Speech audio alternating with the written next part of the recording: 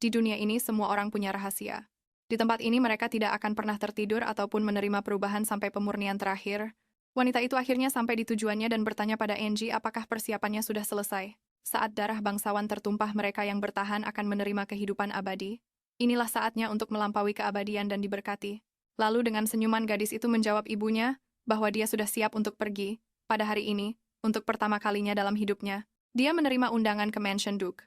Pulau Cullen adalah rumahnya dengan pantai yang subur, hutan dan ombak biru yang menghantam pesisirnya. Pulau itu dirawat oleh para penyintas dari perang dahsyat di benua, yang mengubahnya menjadi tanah yang berkelimpahan. Di pulau ini orang-orang dari berbagai ras hidup dengan damai. Bersatu layaknya saudara dipandu oleh keyakinan Kylo mereka. Mereka berbagi tujuan yang sama. Angie pindah ke Culloden bersama orang tuanya. Begitu muda sehingga dia tidak punya ingatan tentang benua itu. Bagaimanapun dia merasa tidak perlu berpegang pada kenangan seperti itu. Karena dia sangat mencintai pulau itu dan tidak bisa membayangkan tempat seindah ini. Dan semua ini mungkin terjadi berkat kebaikan Duke dan keluarganya. Dalam perjalanan ke Mansion Duke, jantung Angie berdebar kencang karena cemas. Protagonis kita Angela Risdale melihat sekeliling kereta mewah itu dengan takjub. Sekarang setelah dia dalam perjalanan ke mansion, dia merasa akhirnya bisa percaya bahwa ini benar-benar nyata. Bagaimanapun juga dari semua orang di pulau itu dialah yang diundang untuk menemani Tuan Kelly, yang merupakan suatu kehormatan luar biasa. Kelly Roden satu-satunya pewaris keluarga Blackwell penguasa pulau ini. Tapi sayangnya dia telah terkurung di dalam dinding mansionnya karena pertarungan panjang melawan penyakit.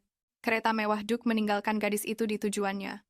Sementara itu Angie teringat pesan ibunya bahwa dia akan mengunjungi Tuan Kilik sekali seminggu untuk menemaninya, dan sayangnya karena sakit begitu lama telah membuatnya menjadi pendiam dan sensitif. Yang mungkin akan membuatnya memperlakukannya dengan kasar, tapi Angie harus mencoba mengerti dan tidak marah karenanya. Ini demi mereka semua yang berutang budi pada keluarga Blackwell. Sedikit ragu saat berdiri di depan pintu megah itu, Angie berharap dia akan menyukai apa yang telah disiapkannya. Dia disambut oleh kepala pelayan Louis Duns. Gadis itu dengan sopan menyapa wanita yang lebih tua itu yang memintanya masuk. Kepala pelayan memberitahunya bahwa tuan muda sedang menunggu. Ini membuat Angie semakin gugup karena saat yang ditunggu akhirnya tiba. Sambil menarik napas dalam-dalam, dia masuk mengikuti kepala pelayan.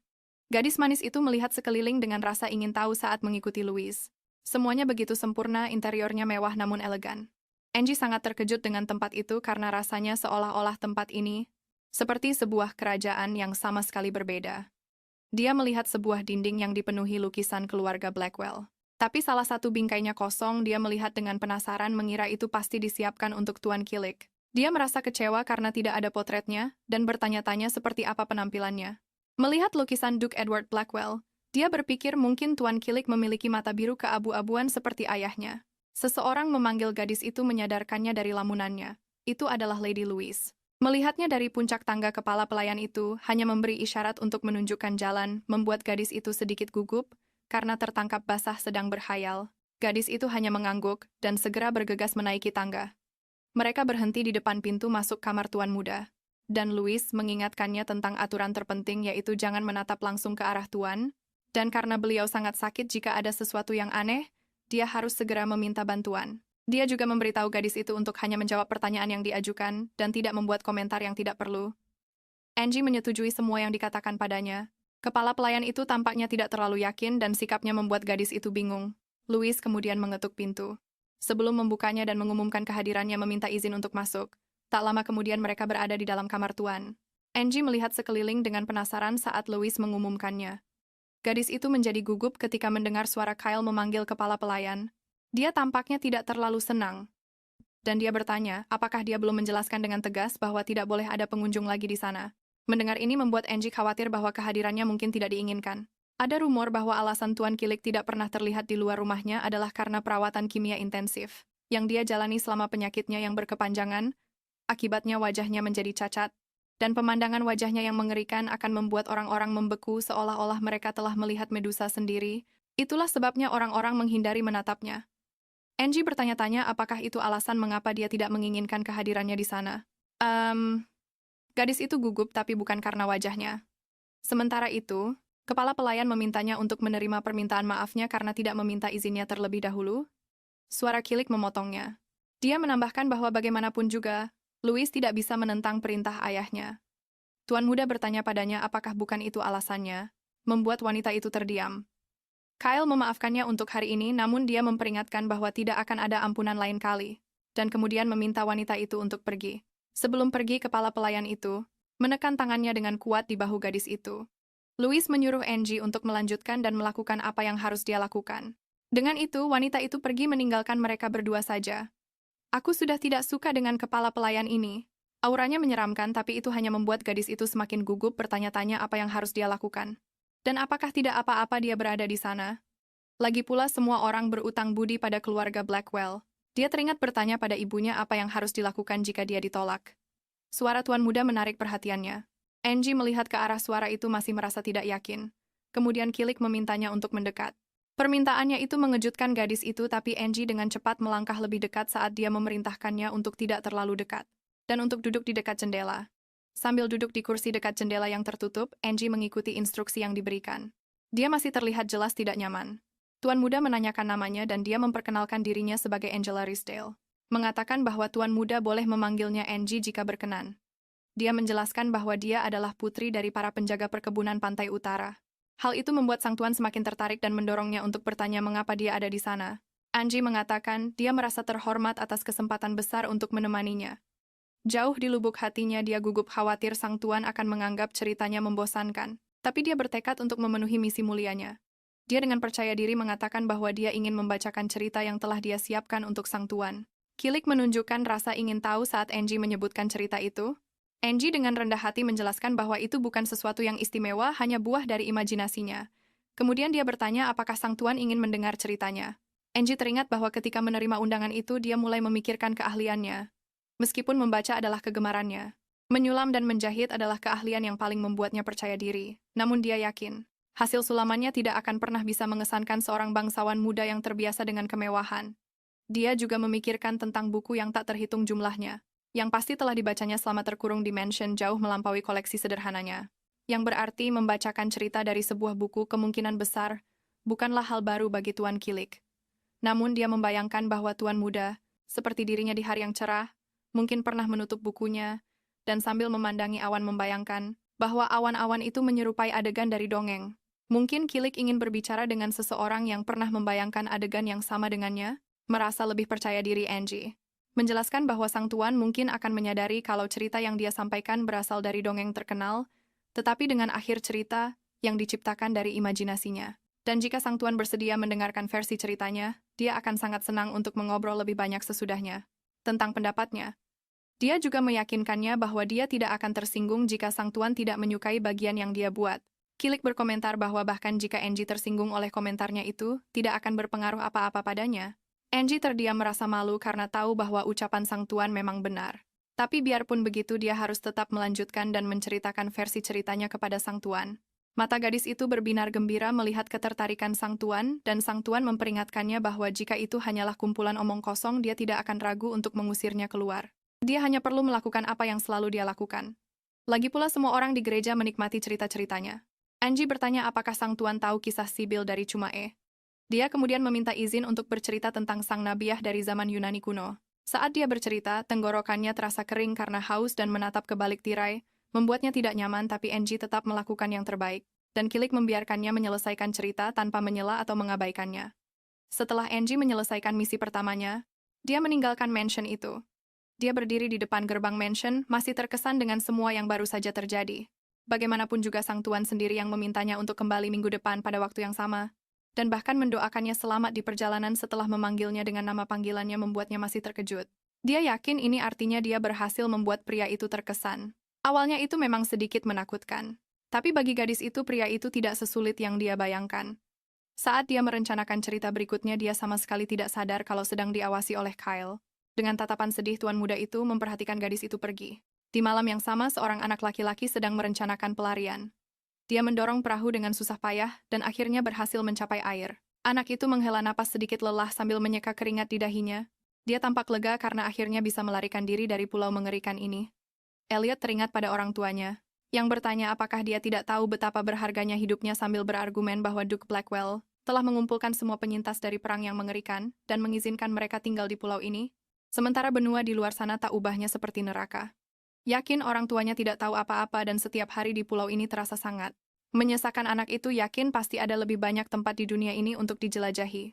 Merasa lebih dari siap untuk meninggalkan pulau itu, Elliot mulai berlayar. Saat melakukannya, dia melihat sekeliling takjub betapa mudahnya untuk pergi. Dia bahkan tidak bisa percaya kalau tidak ada seorang pun yang pernah mencoba ini sebelumnya. Namun saat dia berlayar, sebuah bangunan raksasa menarik perhatian Elliot. Dia tahu bangunan itu menandai perbatasan antara Pulau Cullen dan dunia luar. Begitu dia melewatinya, dia akan resmi melarikan diri. Tapi saat sedang lengah, Elliot diserang. Terkejut, Elliot mencoba menghindar dan memahami apa yang terjadi. Ketakutan jelas tergambar di matanya. Dia berteriak memohon belas kasihan dan pertolongan di tengah malam yang dingin. Di sebuah penjara bawah tanah, teriakan lain menggema dari sebuah sel. Di dalam selnya, seorang pria berteriak memohon-mohon darah. Kyle memperhatikan dengan ekspresi bosan dari luar. Pria di dalam sel itu kemudian mendekati jeruji besi, berteriak menyuruhnya untuk bergegas dan segera membawa darah. Pagi pun menjelang, seolah tidak terjadi apa-apa malam itu. Berbagai peralatan jahit dan sulam tersebar di atas meja. Para wanita bekerja dengan riang sambil mengobrol dengan asyik. Mereka takjub dengan keahlian menyulam Angie yang luar biasa. Dengan senyum lebar, gadis itu berterima kasih atas pujian mereka. Karena penasaran, salah seorang wanita bertanya bunga apa yang disulam di setiap karyanya. Angie pun menjelaskan bahwa itu adalah bunga marigold, dan dia lebih suka menggunakannya sebagai ganti namanya.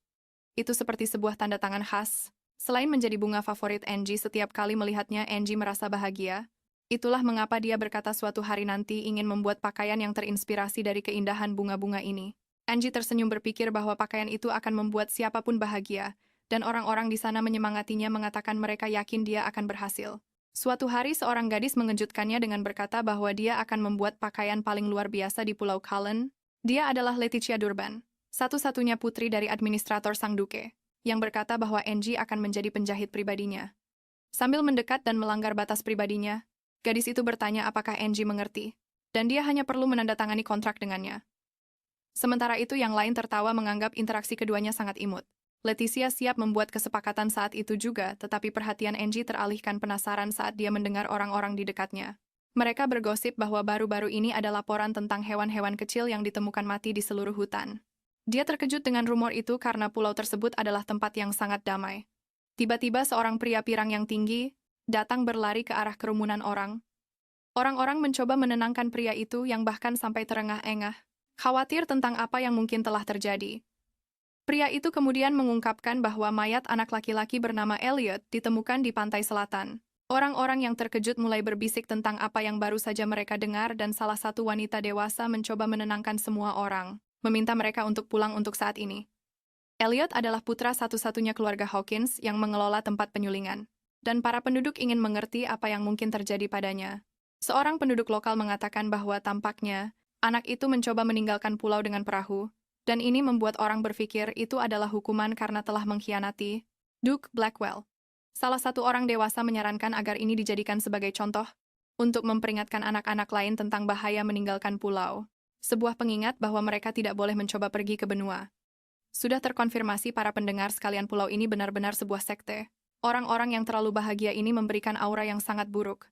Protagonis kita kemudian memberitahu bahwa setelah itu berita resminya adalah Elliot mencoba melarikan diri pada malam sebelumnya dan diserang oleh sekawanan hiu. Kecelakaan mendadak ini membuat para penduduk Pulau Cullen terkejut. Sementara itu, orang tua Elliot berduka tanpa henti. Angie belum pernah melihat siapapun dalam keadaan sedih yang begitu mendalam sebelumnya.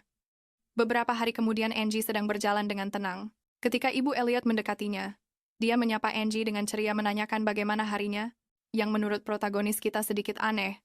Anehnya, wanita itu terus berbicara mengomentari betapa indahnya hari itu. Seolah-olah hari itu adalah berkah ilahi. Angie hanya tersenyum menganggap perilaku Nyonya Hawkins sangat aneh.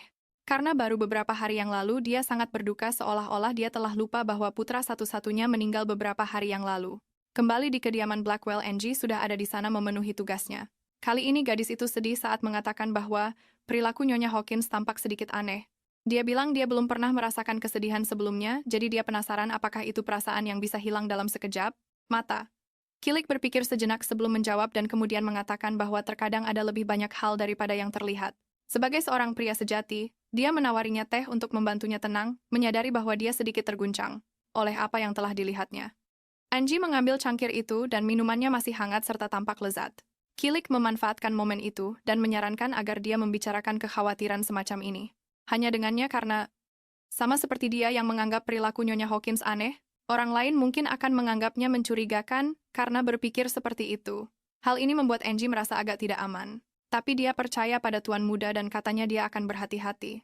Angie berterima kasih pada Kailik atas peringatannya karena dia tidak memikirkan kemungkinan itu. Dia menatapnya, terkejut karena pemuda itu mendengarkan curahan hatinya dengan begitu sabar. Dia merasa senang. Berpikir mungkin Kailik sedikit menyukainya, tapi kemudian Kailik berkomentar bahwa jika dia punya sedikit akal sehat, dia pasti sudah melakukannya tanpa perlu diberitahu, dan Angie sadar dia hanya berangan-angan. Angie memutuskan untuk meminum teh yang dipegangnya. Saat dia mendekatkan cangkir ke wajahnya, dia mencium aroma yang menyenangkan.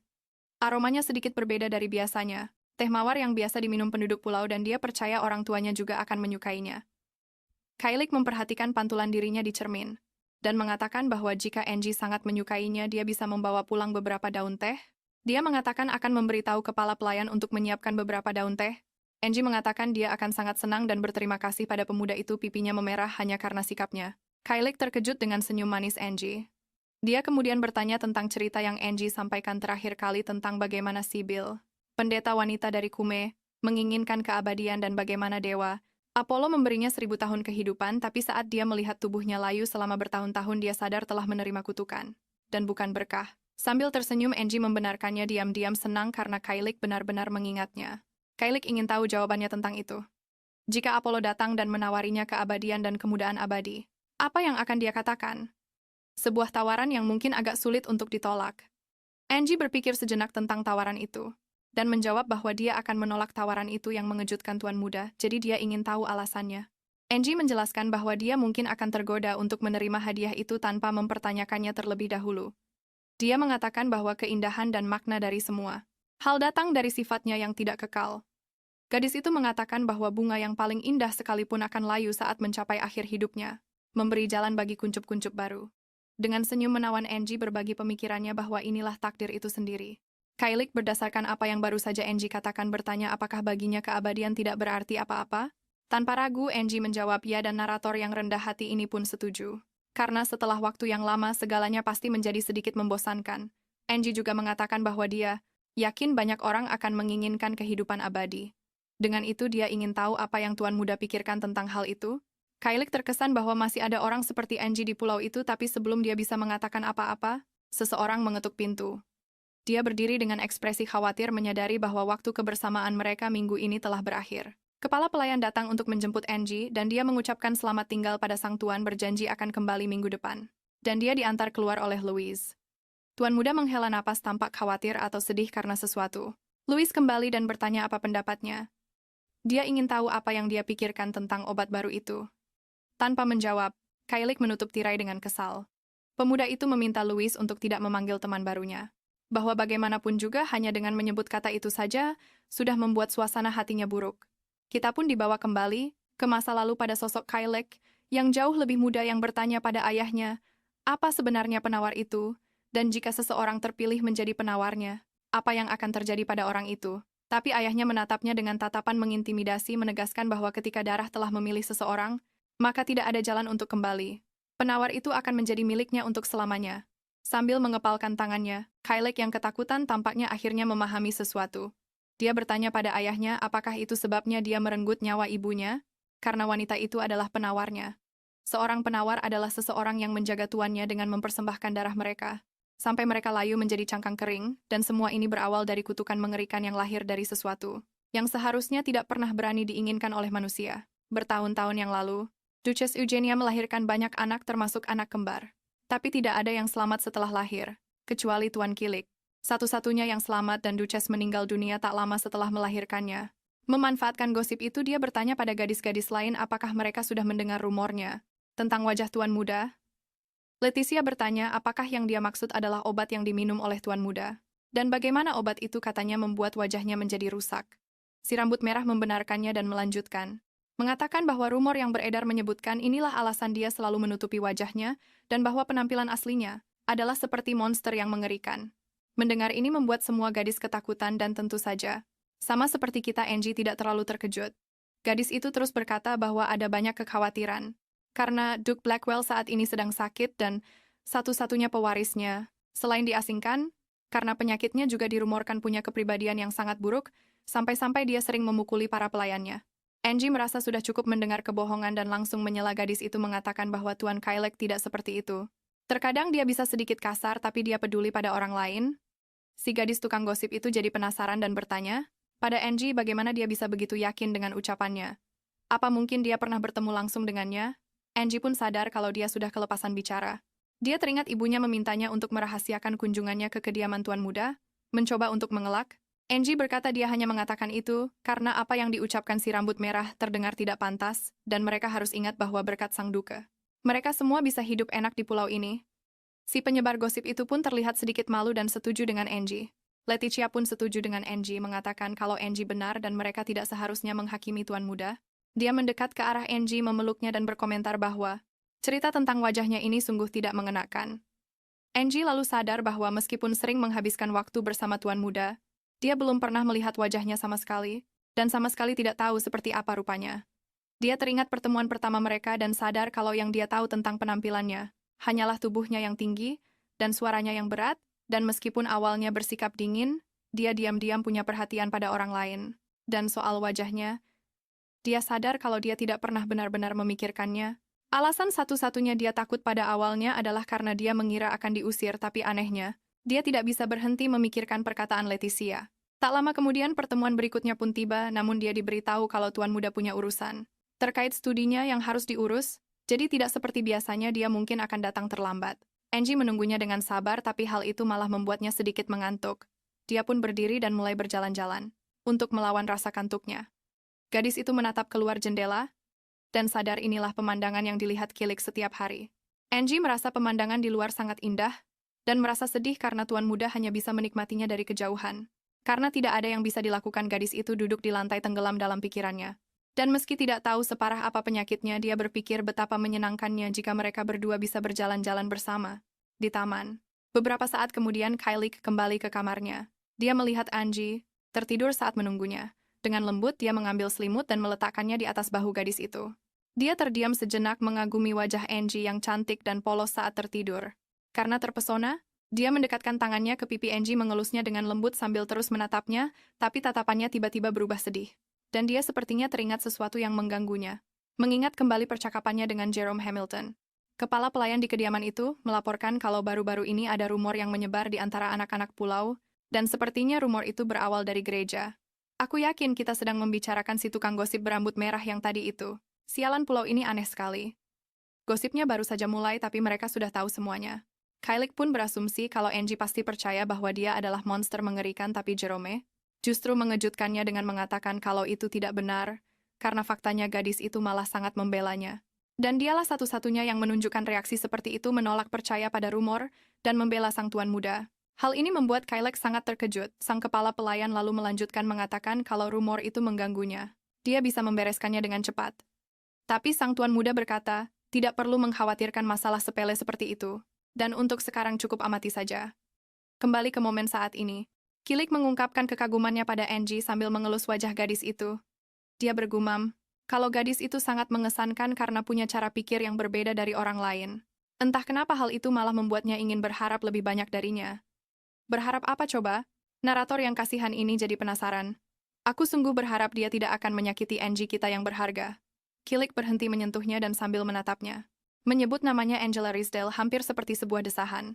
Dia mendekat pada Angie dan berbisik, mengatakan kalau dia menginginkan gadis itu untuk dirinya sendiri. Dia menginginkan semua kasih sayangnya hanya untuknya. Sebagai catatan kecil pada momen ini untuk adegan yang persis sama, ada dua terjemahan untuk dialognya.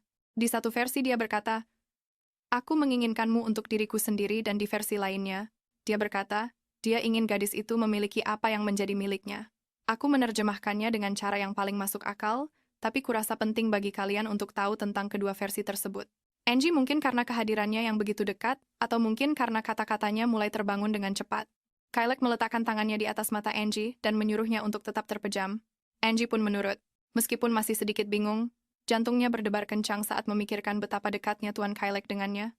Kylie mengatakan akan lebih baik jika Angie pulang karena dia masih akan sibuk untuk beberapa saat.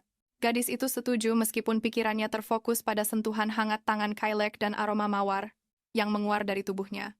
Kylek menambahkan bahwa mulai hari ini dia ingin Angie datang mengunjunginya 3 kali seminggu. Angie terkejut dengan permintaan itu. Bagi seseorang yang tidak menginginkan pengunjung ini hampir seperti permintaan agar dia tidak pernah pergi. Tuan muda itu berkata bahwa dia ingin lebih sering mendengar cerita-cerita dari Angie. Angie yang matanya masih terpejam, tersenyum manis, merasa senang dengan permintaan Kylek, dan bertanya apakah dia benar-benar boleh berkunjung lebih sering. Kisah ini sedikit mengingatkan pada 1001 malam saat Syahrazad memikat sang raja dengan menceritakan sebuah kisah setiap malam. Lucu bukan? Kylek sekali lagi terkesan oleh kecantikan dan kemurnian Angie sambil tersenyum tipis. Dia memastikan bahwa Angie tidak hanya boleh tetapi harus lebih sering mengunjunginya. Dia menurunkan tangannya dan kembali mendekat pada Angie, menyatakan bahwa dia akan sangat menantikan kunjungan-kunjungan gadis itu. Keesokan harinya di sebuah rumah pedesaan kecil di wilayah utara pulau itu yang mana, perawatannya menjadi tanggung jawab orang tua Angie. Keluarga itu sedang sibuk melakukan pekerjaan rumah. Protagonis kita memberitahu kita bahwa terkadang dia suka pergi ke sana saat ingin berpikir sambil menjemur sapu tangan di tali jemuran. Angie memberitahu kita bahwa pondok ini berada di dekat tebing di sebelah utara pulau, dan karena itu, tempat itu terasa sangat menyenangkan dan sejuk di musim panas. Begitu selesai menjemur spray, dia melihat sesuatu di petak bunga. Dia melihat mawar-mawar sudah mekar yang juga berarti panen akan segera dimulai. Sekitar waktu ini setiap tahunnya, keluarga Blackwell membuat bubuk dari mawar bengal yang mereka campur dengan air untuk dikonsumsi oleh penduduk pulau. Dia mendekati mawar-mawar itu untuk mencium aromanya. Aromanya sangat wangi dengan keharuman yang menyenangkan dan tidak menyengat. Hal ini membuatnya teringat pada Kylek saat pria itu berkata bahwa dia menginginkannya untuk dirinya sendiri. Dia terkejut karena teringat padanya. Tapi dia juga mengungkapkan kepada kita bahwa sebenarnya dia mendengar apa yang dikatakan Kylek hari itu. Seketika wajahnya memerah bertanya-tanya apa yang mungkin membuat pria itu mengatakan hal tersebut. Dia mulai memikirkan waktunya bersama Kylek. Semakin banyak waktu yang dia habiskan di mansion itu, semakin besar rasa penasarannya terhadap Kylek. Lalu suatu hari, dia bertanya apakah mereka bisa menarik tirai tempat tidur sedikit saja. Kylek menolak permintaannya tanpa berpikir panjang, yang membuat Angie sadar bahwa terkadang dia bisa sangat serius dan tegas, tapi dia juga bisa sangat lembut dan perhatian. Angie berpikir mengingat hari saat Louis memberinya beberapa kotak kue kering. Atas permintaan Tuan Kylek setelah dia menyadari bahwa Angie menyukainya.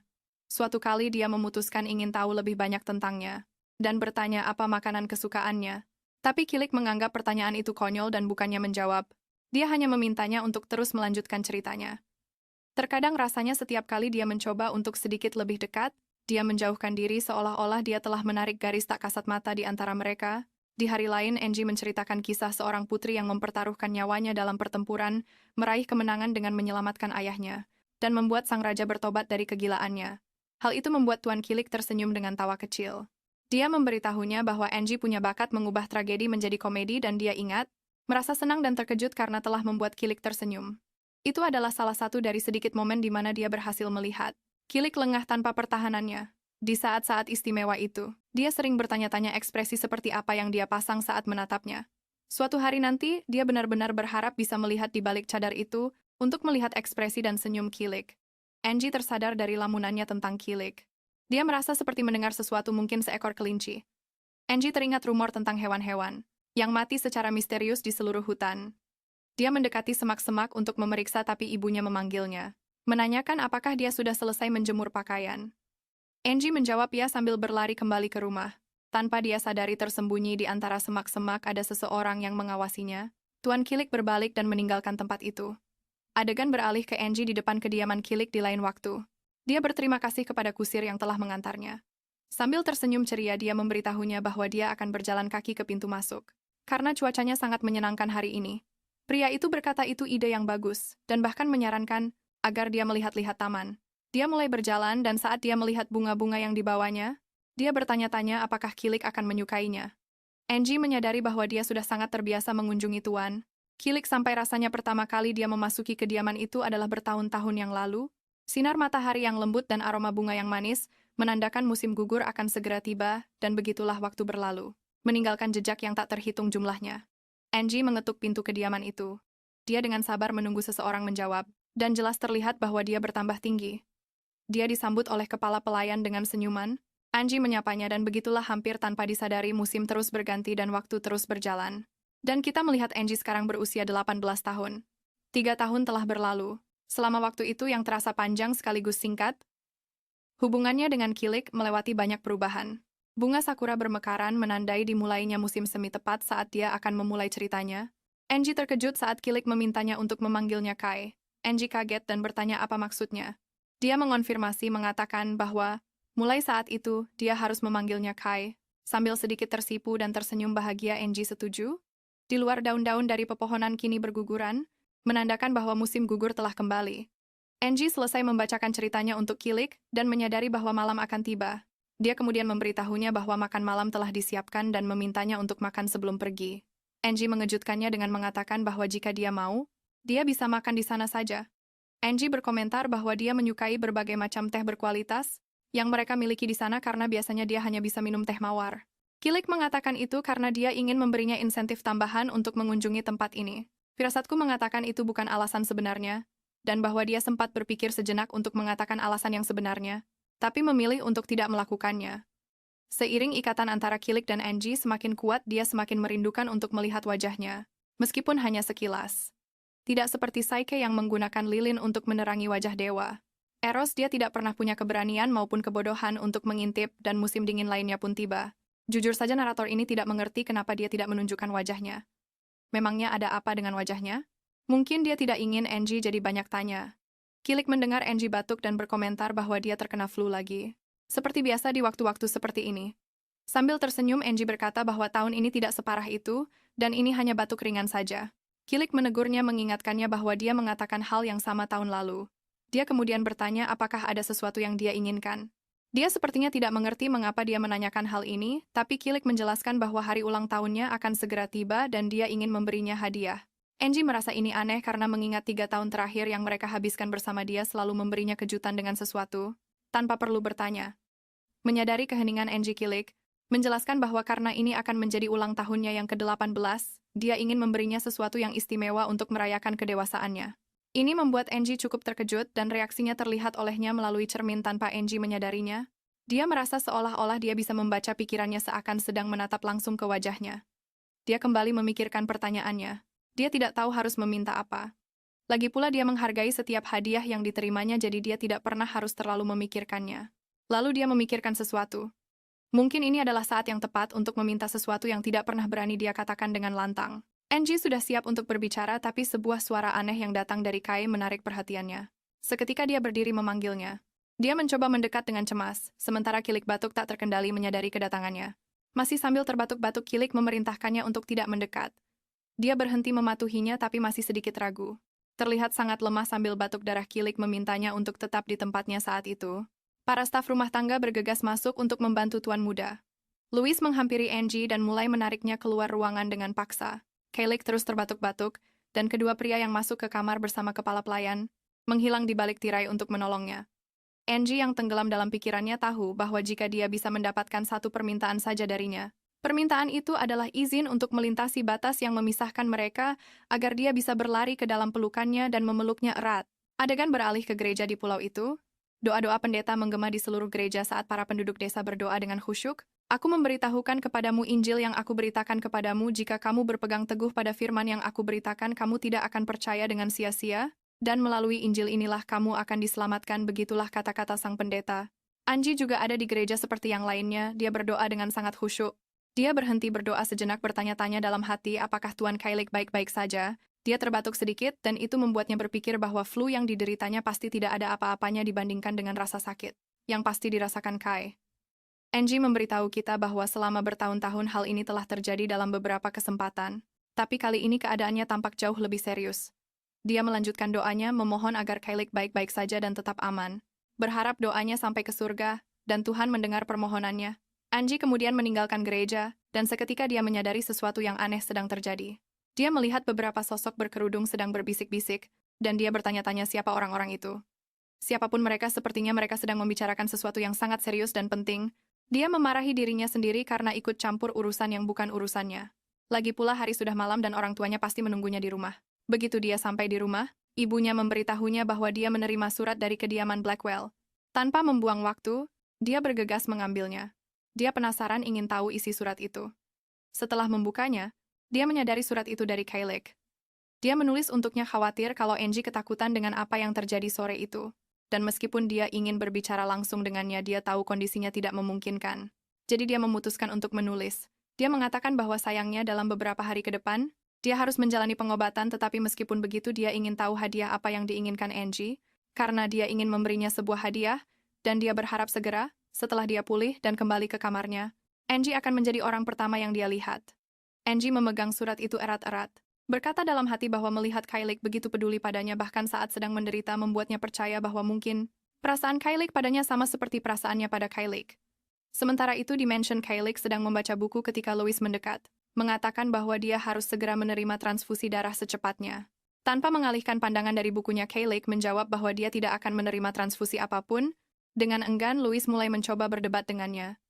Dengan tatapan kesal, Kylie menatap tajam kepala pelayan itu, memperingatkannya untuk tidak membuatnya mengulangi perkataannya. Dia membanting buku itu dengan marah mengepalkan tinjunya, dan mengingatkan Louis bahwa dia tidak akan pernah menyakiti sehelai rambut pun di kepala Angie. Dalam surat balasan, Angie mengungkapkan kelegaannya karena telah menerima kabar darinya dan berharap perawatannya berjalan lancar. Dia berkata bahwa tidak peduli berapa lama pun dia akan menunggu untuk menyambutnya saat dia kembali ke kamarnya. Gadis itu juga menulis bahwa tidak ada yang dia inginkan sebagai hadiah, tetapi mengakui bahwa dia punya satu keinginan. Sesuatu yang bisa pria itu kabulkan meskipun dia tidak tahu apakah pria itu akan bersedia. Yang dia katakan hanyalah bahwa keinginannya adalah untuk bisa melihat wajahnya. Hal itu hampir membuat pria muda itu terkesiap. Gadis itu tidak tahu pikiran apa yang melintas di benaknya setiap kali dia melihatnya, terutama saat Angie memberinya senyuman tulus.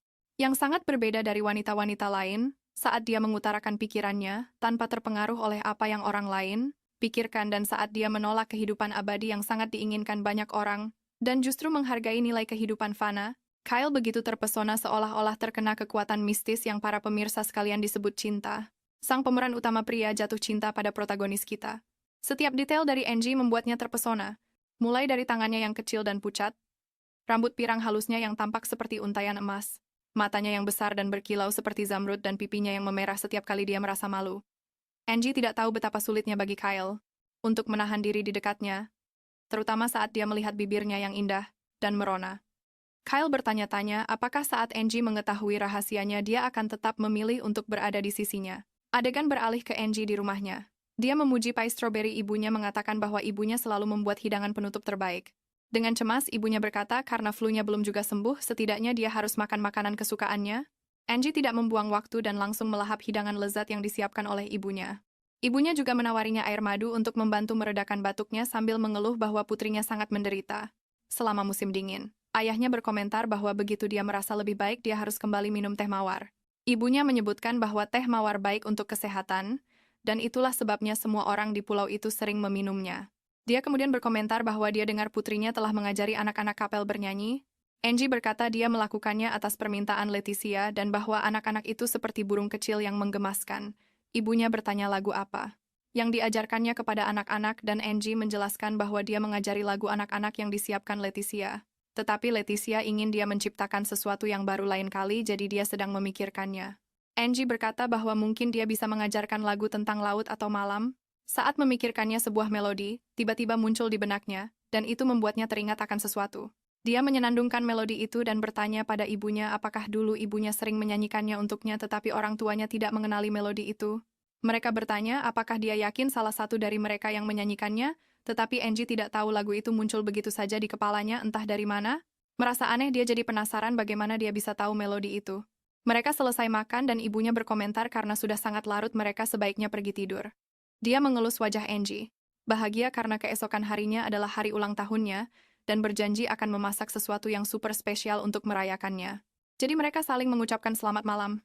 Angie memulai persiapannya meniup lilin-lilin, dan tak lama kemudian duduk di tempat tidurnya, yang sangat besar cukup untuk seluruh keluarganya. Dia pun berbaring untuk tidur, dan kembali memikirkan melodi itu. Dia tidak bisa mengingat ada orang yang pernah menyanyikannya untuknya. Tak butuh waktu lama bagi gadis itu untuk terlelap. Seolah-olah terbawa oleh angin, melodi itu mulai terdengar saat matahari terbenam di lautan. Di belai hujan dan angin, bintang-bintang berkelip tanpa suara. Tiba-tiba dia tidak lagi berada di kamarnya, melainkan di sebuah padang yang penuh dengan bunga. Dia mendengar suara seseorang dari kejauhan, dan menoleh untuk melihat. Orang itu bertanya apakah dia bisa mendengarnya dan lalu apakah dia bisa melihatnya. Angie pun penasaran siapa gerangan orang itu. Orang asing itu bertanya apa dia tidak bisa mendengarnya dan memohon agar dia mengatakan sesuatu, tapi yang paling membuatnya terkejut adalah saat pria itu bertanya apakah dia juga tahu lagu itu. Dia memohon agar Angie menjawabnya. Orang asing itu pun mulai berlari ke arahnya. Mencoba menyebutkan judul lagu itu tapi suaranya terputus-putus. Dia mencoba menyentuhnya sambil memanggil namanya. Tapi begitu dia menyentuh bahunya, Angie langsung terbangun dari mimpinya. Saat fajar menyingsing cahaya matahari membanjiri kamarnya, Angie terbangun sambil memikirkan mimpi itu yang terasa begitu nyata dan aneh. Pria itu siapa dia? Dan kenapa rasanya begitu nyata ibunya mengetuk pintu? Menanyakan apakah dia sudah bangun. Angie dengan cepat menjawab kalau dia sudah bangun. Ibunya lalu menyuruhnya untuk datang ke ruang tamu, karena ada banyak hadiah yang datang untuknya. Ibunya menambahkan bahwa sebuah hadiah dari kediaman Blackwell juga baru saja tiba. Angie memegang kotak yang indah itu penasaran ingin tahu apa isinya yang disertai dengan surat tulisan tangan dari Tuan Kylek. Dia mengambil surat itu dengan cemas dan jantung berdebar kencang penuh antisipasi. Kylek mengucapkan selamat padanya. Menyesal karena tidak bisa memberikan hadiah itu secara langsung. Pria muda itu juga mendoakan hari yang bahagia untuknya dan berharap kebahagiaan itu akan bertahan selamanya. Tuan muda itu bilang dia sedang berusaha keras untuk pulih dan memintanya menunggu 10 hari lagi dan setelah itu dia akan bisa memberikan hadiah yang sebenarnya. Dia mengatakan bahwa sebagai permintaan maaf, dia mengirimkan sebuah bola salju bersama dengan surat itu, sesuatu agar dia bisa menikmati salju yang sangat suka dia pandangi di musim apapun. Angie sangat terkesan dengan hadiah itu, dan berkomentar kalau itu terlihat seperti adegan dari negeri dongeng sambil berpikir bahwa tahun ini, Kylek terlalu berlebihan dengan mengiriminya begitu banyak hadiah padahal satu saja sudah cukup baginya. Dia bertanya-tanya apakah hadiah sesungguhnya yang disebutkan dalam surat itu berarti dia akhirnya bisa melihat wajahnya. Ibunya pun mendekat, mengagumi bola salju itu. Dia berkomentar kalau ini pertama kalinya Tuan Kylek mengirim hadiah ulang tahun untuk putrinya, dan hal itu membuatnya senang berpikir bahwa itu pasti berarti Tuan Kylek sudah benar-benar terbuka pada Angie. Angie mengaku pada kita bahwa dia merasa malu dengan hadiah yang dia terima di tahun-tahun sebelumnya. Menyembunyikannya dari orang tuanya, kemudian ibunya memperhatikan sesuatu yang aneh bahwa Angie dan Kylie memiliki hari ulang tahun yang hanya berjarak 1 hari. Angie bertanya apakah ibunya yakin tentang itu, karena dia tidak tahu bahwa Kylie memiliki hari ulang tahun yang begitu dekat dengan hari ulang tahunnya, tapi ibunya mengonfirmasi bahwa ulang tahun Kylie adalah besok. Angie teringat betapa seringnya dia bertanya tentang itu, tapi Kylie tidak pernah memberitahukan harinya, dan dia menyesal tidak mengetahuinya selama 3 tahun mereka bersama. Ibunya menggenggam tangannya. Dia menjelaskan kepada putrinya bahwa itu tidak ada bedanya karena Duke of Blackwell dan Tuan Kylek lebih suka melewatkan ulang tahun mereka dalam keheningan. Angie bertanya mengapa, dan ibunya berkata bahwa keluarga Blackwell membenci perayaan yang berlebihan dan mewah. Ibunya memintanya untuk berpura-pura tidak pernah mendengar ini pada kunjungan berikutnya. Angie bertanya-tanya bagaimana dia bisa melakukan itu karena baginya, ulang tahun adalah acara yang istimewa. Dia bertanya penyakit macam apa yang diderita Kylie. Dia mengakui bahwa hatinya sakit, mengetahui bahwa pria itu tidak dapat merasakan kebahagiaan hidup yang paling sederhana sekalipun. Angie mengakui bahwa dia terlalu mengkhawatirkannya, dan bahwa pria itu tidak pernah lepas dari pikirannya. Dengan cemas ibunya berkata bahwa dia tidak boleh mengungkapkan pikiran seperti itu di depan orang lain, karena keluarga Blackwell bukanlah keluarga seperti mereka. Ada perbedaan yang sangat besar. Ini berarti mereka memikul beban berat demi kebaikan semua orang, dan bukanlah hak orang biasa seperti mereka untuk membuat beban itu menjadi lebih berat. Angie merasa sedih mendengarnya. Ibunya lalu berkata jika itu benar-benar mengkhawatirkannya dia harus mendoakan Tuan Kylek. Malam itu dalam sebuah surat baru Angie memberitahu kekasihnya bahwa dia merayakan ulang tahun yang luar biasa, bahwa dia menerima banyak hadiah tapi yang paling dia sukai adalah bola salju yang pria itu berikan padanya. Sekali lagi dia berterima kasih atas hadiah itu dan mengakui bahwa dia merindukannya. Dia bertanya-tanya apakah setelah siklus perawatannya selesai dan kesehatannya membaik, dia akhirnya bisa melihat senyumnya. Sambil meniup lilin ulang tahunnya, dia bertanya-tanya apakah dia berani mengharapkan itu. Jelas sekali keduanya saling jatuh cinta. Mereka hanya butuh sedikit dorongan agar semuanya terjadi. Pada malam hari di gereja kota, Angie berdoa untuk kesehatan dan kebahagiaan Kyle. Dengan cemas, dia teringat bahwa dia hanya perlu menunggu 4 hari lagi sampai bisa bertemu Kyle. Saat dia meninggalkan kapel, dia tidak sengaja mendengar bisikan-bisikan. Dia mendengar suara-suara berbicara tentang transfusi darah, dan bagaimana jika tidak menerimanya bisa berbahaya, tapi transfusi itu berisiko menghilangkan obatnya. Angie mendengarkan dengan penasaran tanpa sepenuhnya mengerti apa yang mereka bicarakan. Akhirnya suara itu berkata mereka akan berbicara dengan Nyonya Duns. Karena ini bertentangan dengan ajaran, suara-suara itu menghilang, dan Angie meninggalkan gereja. Kata-kata orang-orang itu masih mengganggunya ketika sesuatu menarik perhatiannya seorang pria berkerudung. Dan saat melihatnya dia merasa pernah bertemu dengannya sebelumnya. Orang asing itu kemudian berbalik dan melihatnya. Dan tepat setelah itu dia mulai berjalan ke arahnya. Ini membuatnya merasa tidak nyaman. Sambil menyapanya dengan santai, pria itu berkata dia merasa mereka pernah bertemu sebelumnya lalu melepas tudungnya, memperlihatkan seorang pria pirang yang tampan. Dia bertanya apakah gadis itu mengingatnya. Melihat gadis itu gugup, dia mengira mungkin dia salah orang. Sambil tergagap kaget, Angie berkata bahwa dia pernah melihatnya. Pemuda itu menjelaskan bahwa dia di sana untuk membantu bibinya yang bekerja sebagai penjaga kapel, dan Angie berkomentar bahwa bibinya pasti adalah Hester. Ini membuat Angie berasumsi bahwa dua orang berkerudung yang dia dengar berbicara sebelumnya pastilah dia dan Hester. Dia ingat ibunya pernah memberitahunya bahwa kakak perempuan Hester meninggal karena suatu penyakit sejak lama, dan Hester harus merawat putra kakaknya. Tetapi anak itu terlahir dengan kondisi yang lemah, dan saat masih kecil jarang sekali bisa meninggalkan rumah. Angie ingat ibunya menyebutkan bahwa dia menderita albinisme. Dia bertanya-tanya apakah itu sebabnya mata pria itu berwarna ungu, dan juga berpikir mungkin dia pernah berada dalam situasi yang mirip dengan Kai. Pria itu kemudian bertanya apakah Angie masih tidak mempercayainya dengan pesonanya yang tak tertahankan itu. Dia bilang dia ingin mengantarnya pulang karena hari sudah sangat larut dan malam begitu gelap. Di sela-sela batuknya, Angie berhasil menolak dengan sopan mengatakan tidak apa-apa dan dia sudah terbiasa dengan jalan itu. Kemudian dia dengan cepat mengucapkan selamat tinggal pada orang asing tersebut. Pria itu memperhatikannya pergi sedikit sedih karena dia bahkan tidak sempat memperkenalkan diri dengan benar. Kembali di rumahnya, Angie berbaring di tempat tidurnya, tidur dengan nyenyak. Sekali lagi dalam mimpinya dia dibawa ke padang rumput itu. Sebuah suara memanggilnya. Ternyata itu adalah pemuda itu lagi di dalam mimpinya. Kalian tahu kan mimpi di mana kita tidak bisa mengucapkan sepatah kata pun, kasihan Angie dia juga tidak bisa melakukannya dalam mimpinya. Tiba-tiba api muncul di tempat itu. Aku yakin ini mungkin semacam peringatan atau cara untuk menghentikan keduanya bertemu. Kasihan Angie menjadi khawatir dengan semua api itu, dan bertanya-tanya dari mana asalnya, tetapi pemuda itu tidak menyerah. Meskipun dikelilingi api, dia mencoba untuk mendekat, tetapi saat menyadari tidak akan berhasil dia berteriak. Agar Angie tidak melupakannya, sambil mengatakan namanya adalah Martin Silva, dan bahwa mereka akan bertemu lagi, Angie terbangun dari mimpi ini dengan sangat terkejut. Dia langsung terduduk di tempat tidurnya. Sedikit terengah-engah. Kemudian sebuah teriakan di luar rumah menarik perhatiannya. Teriakan yang didengarnya terdengar persis seperti yang ada di dalam mimpinya. Karena ingin memecahkan misteri ini, dia pun nekat keluar di tengah malam. Begitu berada di luar, gadis itu berjalan ke arah yang diyakininya sebagai sumber suara. Entah dari mana dia merasakan sesuatu melesat cepat melewatinya dari belakang. Dia melihat sekeliling dengan cemas berpikir bahwa itu mungkin seekor binatang buas. Merasakan sesuatu di belakangnya, dia berbalik dan melihat sesuatu bersinar merah di antara pepohonan. Saking kagetnya dia sampai jatuh ke tanah, menjatuhkan lenteranya. Sambil gemetar ketakutan, dia menyadari bahwa apapun itu sedang menatapnya. Dengan cepat dia meraba-raba tanah mencoba mengambil kembali lenteranya.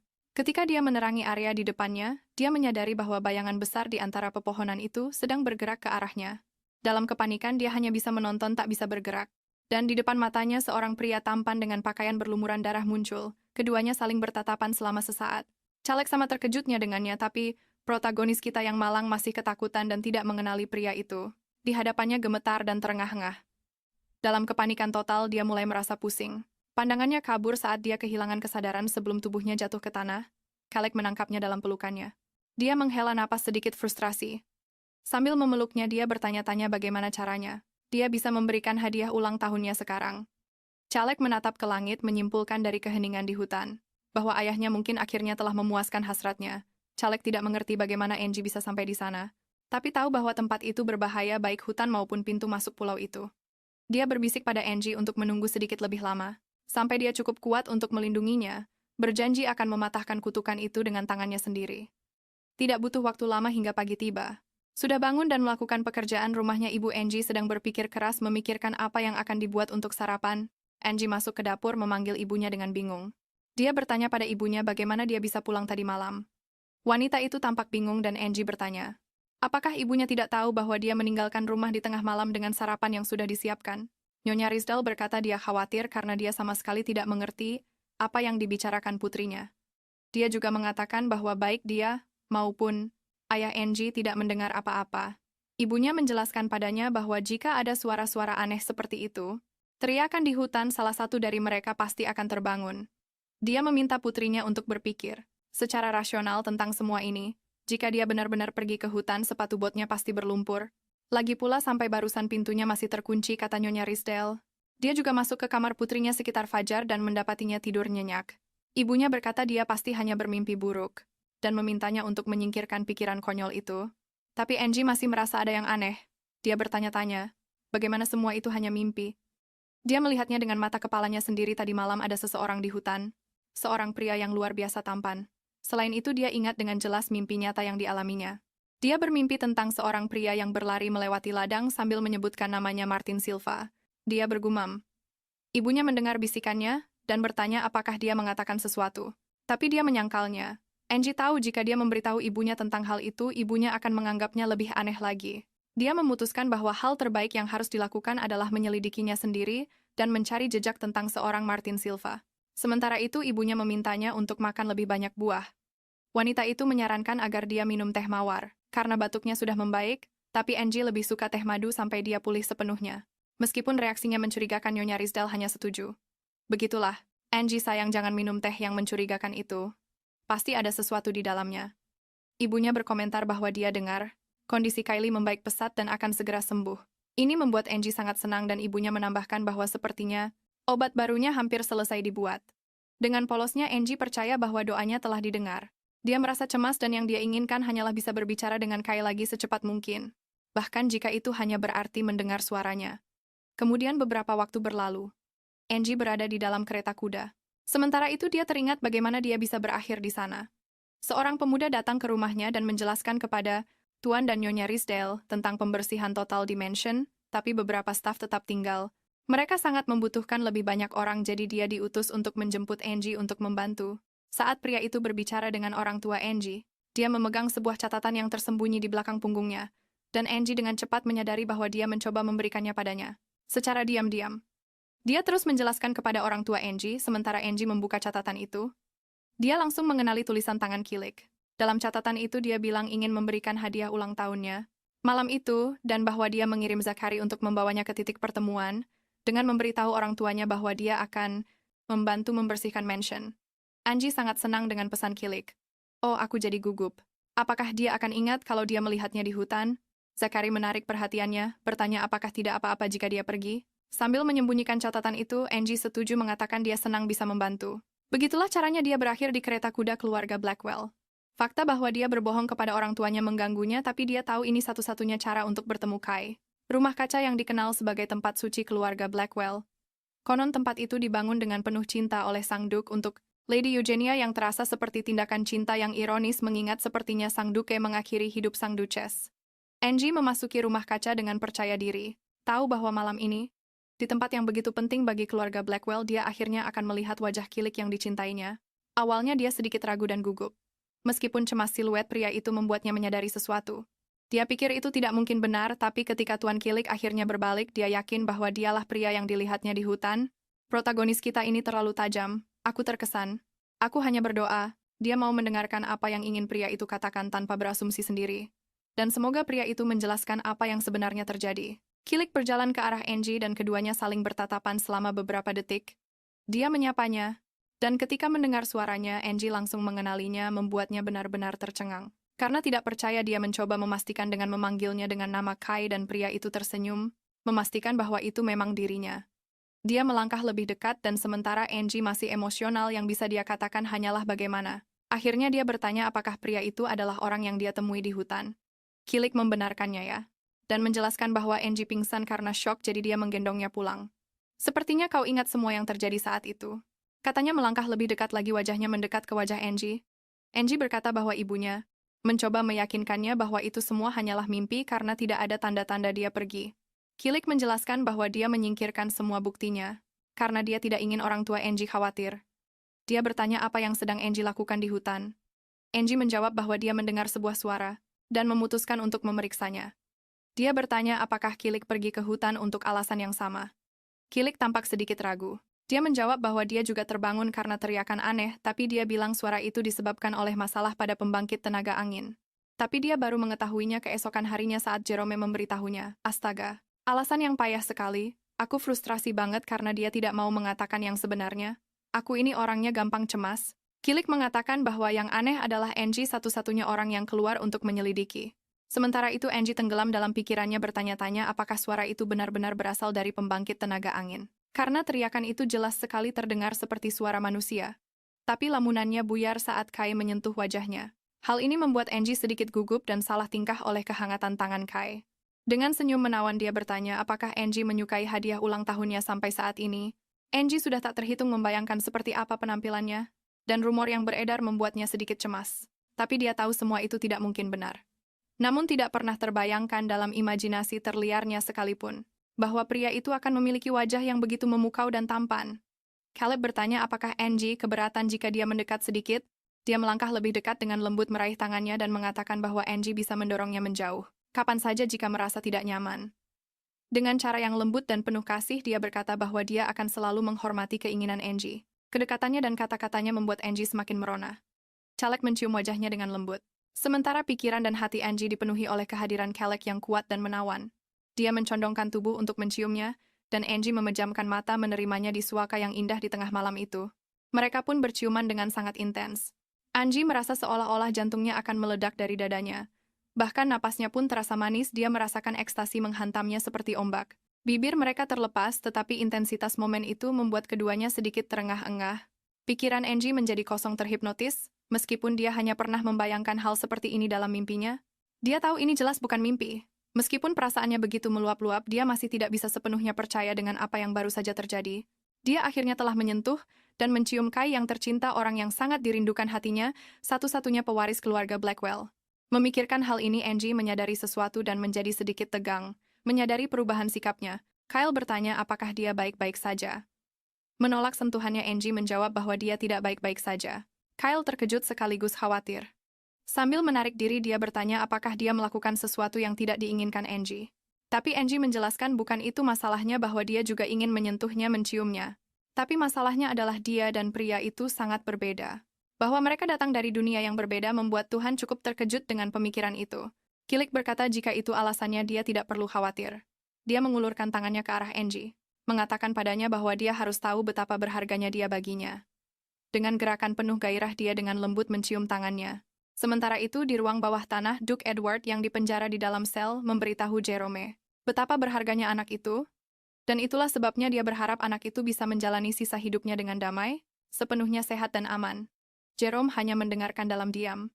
Pria yang duduk di lantai itu berkata bahwa inilah satu-satunya hal yang dia inginkan.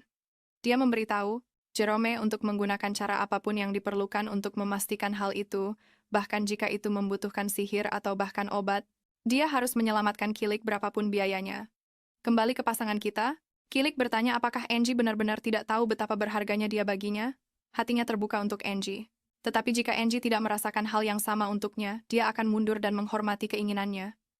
Angie panik ketika mendengar itu dan meraih tangan Kilik, yang sedang ditarik menjauh darinya. Dia mengaku bahwa dia merasakan hal yang sama untuknya dan bahwa dia telah menunggu saat ini. Untuk waktu yang lama, bahkan dia berdoa setiap malam membayangkan saat ketika mereka akhirnya akan bertatap muka. Angie berkata dia merindukan hari di mana dia bisa berbicara dengannya, sambil menatap matanya. Tapi dia mengakui dia datang dari latar belakang yang sederhana. Dan karena itu dia tidak yakin apakah mereka harus semakin dekat. Ayolah Angie, setelah semua itu kamu masih ragu? Jangan begini dong. Beranilah Kilik ragu sejenak, lalu mengungkapkan bahwa ibunya adalah putri dari guru piano ayahnya, membuat Angie terkejut dengan pengungkapan ini. Bagaimanapun juga dia selalu percaya bahwa Nyonya Eugenia berasal dari keluarga dengan status yang setara dengan keluarga Blackwell. Sambil berlutut, Kilik mengatakan bahwa menjadi seorang pewaris seharusnya tidak menjadi masalah bagi hubungan mereka. Dia bilang dia ingin mendengar jawaban yang datang dari hatinya. Angie paham betul apa maksudnya. Karena dia bisa merasakan jantungnya berdebar tak terkendali. Kurasa dia tidak bingung tentang cinta ini hanyalah sesuatu yang sangat baru baginya. Dia bergerak mendekatinya lalu dia berkata sekali lagi bahwa dia merasakan hal yang sama untuknya. Bertekad untuk berani dan jujur pada perasaannya, Kilik memeluknya sangat terharu dengan jawabannya. Dan begitulah keduanya menyatakan cinta mereka satu sama lain di tempat suci itu. Kau bisa merasakan emosi mereka yang meluap-luap. Namun ada orang lain yang tampaknya tidak senang dengan ini. Dia adalah pria pirang yang selalu muncul dalam mimpi Angie. Dia berteriak tidak saat dia menyaksikan pengakuan cinta mereka. Di suatu tempat yang jauh di pulau itu, di sebuah kamar seorang pemuda pirang terbangun dengan bingung. Sekali lagi dia melihat gadis itu dalam mimpinya. Gadis pirang yang sama dari mimpi-mimpinya sebelumnya, sama seperti dia melihat pemuda yang bersamanya Tuan Kilik Blackwell. Dia tahu ini karena pemuda itu menyebutkan namanya sendiri. Semua ini sangat aneh baginya, fakta tentang seorang gadis yang belum pernah dia lihat sebelumnya muncul dalam mimpinya bersama dengan hal-hal aneh yang terjadi di Pulau Culloden. Surat kabar itu memuat sebuah berita utama tentang keluarga kekaisaran yang mengakui ke alam sebagai agama resmi dan tentang peristiwa aneh yang terjadi di Pulau Culloden, Pria pirang itu bertanya-tanya apa yang harus dia lakukan, karena dia tidak yakin apakah yang dilihatnya dalam mimpi itu nyata. Semua ini membuatnya gila, tetapi pada saat yang sama dia bertanya-tanya apakah ini benar-benar hanya sebuah kebetulan. Sambil menatap dirinya di cermin, dia berpikir bahwa mungkin alih-alih kebetulan semua ini adalah takdir, dan bahwa dia tidak boleh mengabaikannya. Sementara itu di perpustakaan Pulau Culloden, Angie merenungkan kejadian malam sebelumnya. Kilik telah memberitahunya bahwa dia perlu melanjutkan perawatannya untuk beberapa waktu lagi karena pengembangan obat baru itu masih dalam tahap uji coba. Hal ini membuat Angie gelisah. Tuan Kilix berkata mereka tidak akan bisa bertemu satu sama lain lagi untuk beberapa waktu, dan bertanya apakah dia akan baik-baik saja. Angie pun setuju. Lagi pula keinginannya tetap agar Kai menjadi lebih baik. Dia mengulangi bagian terakhir itu dengan keras sambil mengenangnya, sambil melihat sekeliling. Dia berharap tidak ada yang mendengar apa yang baru saja dia katakan dengan keras. Caleg juga mengatakan bahwa perawatannya tidak akan berlangsung terlalu lama, dan bahwa dia hanya perlu bersabar. Dia mencoba menenangkan dirinya sendiri, mengingatkan dirinya untuk tidak cemas. Cara yang bagus untuk menyibukkan pikirannya adalah dengan tetap fokus mengungkap misteri sebenarnya tentang Martin Silva. Angie menganalisis bukunya yang berisi hari ulang tahun dan tanggal, tetapi namanya tidak tercantum dimanapun. Tapi dia tidak berpikir itu hanya imajinasinya, karena dia merasa mimpinya saling terhubung. Dia pikir itu pasti seseorang yang tinggal di pulau itu, karena tidak dapat menemukan jawaban. Dia menutup buku itu. Gadis itu memutuskan dia perlu menggali lebih dalam, berpikir nama itu mungkin ada di catatan penduduk yang lebih tua. Tanpa membuang waktu, Angie pergi untuk menyelidiki, tetapi petugas di kantor catatan sipil memberitahunya bahwa tidak ada yang terdaftar dengan nama itu, dan nama itu sama sekali tidak terdengar familiar. Dia bahkan menawarinya daftar, berisi nama semua orang yang pernah tinggal di pulau itu dalam 20 tahun terakhir. Angie tahu dia benar karena tidak ada satupun nama Martin Silva yang tercantum di buku itu. Dia bertanya-tanya apakah mungkin seseorang yang belum pernah dia lihat sebelumnya muncul dalam mimpinya, tanpa tahu apakah dia benar-benar ada atau tidak. Dia bahkan curiga bahwa dia mungkin sejenis hantu, dan pikiran itu menarik perhatiannya, jadi dia mencoba lagi. Kali ini Angie bertanya apakah pernah ada penduduk yang bernasib buruk saat mencoba melarikan diri dari pulau itu. Hal ini membuat pria itu penasaran dengan pertanyaannya, dan gadis itu menjelaskan lebih lanjut, mengatakan, itu mungkin mirip dengan apa yang terjadi pada Elliot. Meskipun pertanyaannya aneh, dia berpikir sejenak. Pria itu mengatakan bahwa sejauh yang dia tahu tidak pernah ada hal seperti itu yang terjadi. Dia menyarankan agar Angie melihat catatan kematian. Pada saat itu, seseorang memanggilnya terkejut karena Angie masih ada di sana. Itu adalah Leticia yang juga menyapa Mikel, dan di sini kau bisa dengan jelas melihat seberapa besar karakternya telah berkembang. Gadis itu menarik Angie, menyuruhnya untuk ikut menyulam bersamanya, jadi mereka pun meninggalkan tempat itu. Karena pekerjaannya terganggu, Angie meninggalkan Mikel dan memutuskan untuk menunda pencariannya lain waktu. Dia berharap akan memimpikan orang itu lagi untuk mendapatkan lebih banyak petunjuk. Para gadis pun berkumpul di luar gedung. Tempat pertemuan itu berlangsung. Leticia mulai curiga dan berkata kalau Angie terlihat sedikit berbeda. Dengan gugup, Angie mencoba menyembunyikannya, tapi usahanya sama sekali tidak meyakinkan gadis itu. Leticia bilang Angie terlihat lebih cantik, yang membuat Angie terkejut. Gadis itu terus menggodanya, menanyakan rahasianya. Bisa terlihat begitu sempurna hari itu. Dia mencoba cara lain dan bertanya apakah Angie sedang dekat dengan seseorang tanpa memberitahunya. Meskipun Angie menyangkal kita semua tahu yang sebenarnya. Pipi Angie sedikit memerah teringat momen bersama Kilik yang terkasih. Pikirannya langsung melayang ke ciuman panas di antara mereka, dan Angie jadi sangat malu. Wajahnya memerah seperti tomat. Tentu saja, Leticia menyadari betapa salah tingkahnya Angie saat terus ditanyai. Untungnya bagi Angie, gadis-gadis lain datang. Mereka tiba dengan gembira, mengatakan sudah waktunya berkumpul di ruang jahit. Angie setuju, merasa lega karena sesi tanya-jawab itu berakhir. Tapi kemudian dia menyadari sesuatu yang aneh. Salah satu gadis dari kelompok mereka tidak ada. Saat dia menanyakan keberadaannya, yang lain tampak bingung dan menyangkal ada anggota yang hilang. Angie tetap bersikeras, mengatakan dia yakin ada anggota lain di klub menyulam mereka. Dia bahkan memberikan ciri-cirinya, seorang gadis tinggi berambut merah yang sangat cerewet. Waduh, sepertinya mereka sudah menyingkirkan si rambut merah tukang gosip itu, mungkin oleh Jerome. Kasihan sekali gadis itu, kita bahkan tidak sempat tahu namanya. Sambil tertawa, gadis-gadis itu bertanya apakah dia sedang berkhayal, atau salah mengira karakter buku sebagai kenyataan. Angie tetap teguh pada pendiriannya tanpa menyadari ada seseorang yang mengawasi percakapan mereka.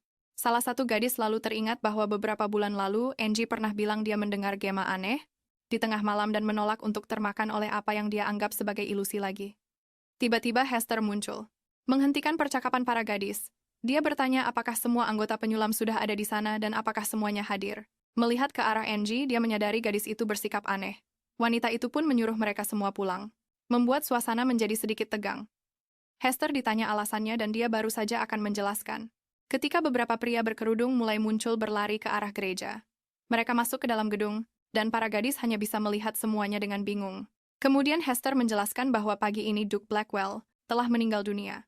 Kembali ke ruang bawah tanah itu, Jerome memperhatikan jasad pria tersebut. Dia berbalik untuk melihat siapa yang mendekat. Ternyata itu Tuan Muda Kilik.